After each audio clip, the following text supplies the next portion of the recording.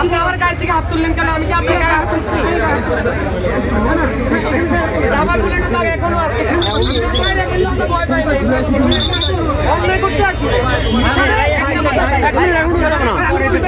আপনি আমার গায়ের থেকে কেন হাত তুললেন? এখানে এর কিচ্ছু না ভাই, এখানে কথা বলবো না না না না না না না ভিতরে ঢুকতে দেওয়া হবে না।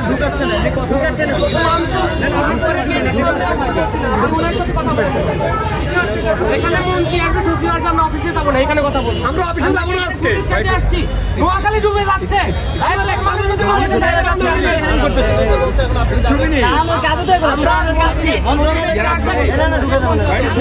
এখানে আসবে 1 ঘন্টা পর্যন্ত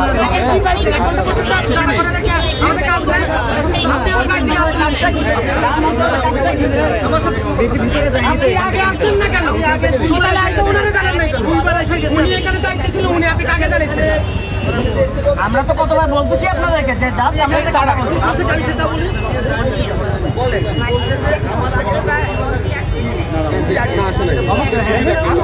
এবারে আমার কথাটা শুনলেন, আমি ঢাকা বিশ্ববিদ্যালয় পড়ি, আমি সহ সমন্বয় আন্দোলন করছি। আমার কথাটা আপনি শুনতে হবে, আপনার কথাটা শুনতে। আমার ভাই মেজর, আমরা যাবো না পরে। আপনি এখানে দায়িত্বে আছেন, আপনার দায়িত্ব তো নিরাপত্তা দেওয়া। সচিবালয় যদি কোনো গুরুত্বপূর্ণ কাজ থাকে তাহলে আপনি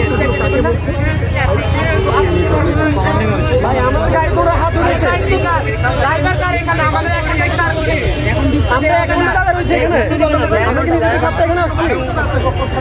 এখানে আসলে সবাই ঢুকছে, আমাদের কেন ঢুকতে দিচ্ছে না? ভাই আপনার বাইরে এতদিন কেন? 2 ঘন্টা কেমন কথা? ভাই আমি বলি ভাই শুনুন, আমরা যদি অনুমতি না পাই আপনি আমার গায়ের থেকে হাত তুললেন কেন? আমি কি আপনার গায়ে হাত তুলছি? রাবার বুলেটের দাগ এখনো আছে। বাইরে গেলে আমরা ভয় পাই না, অন্যায় করতে আসি। আপনি আমার গায়ের থেকে কেন হাত তুললেন?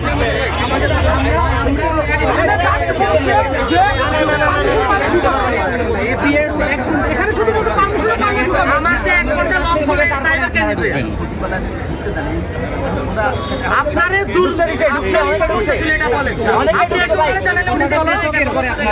সবাই ঢুকছে, আমরা কেন ঢুকতে পারছি? অনেকে ঢুকছে, এরপরে ঢুকছে অনেকে।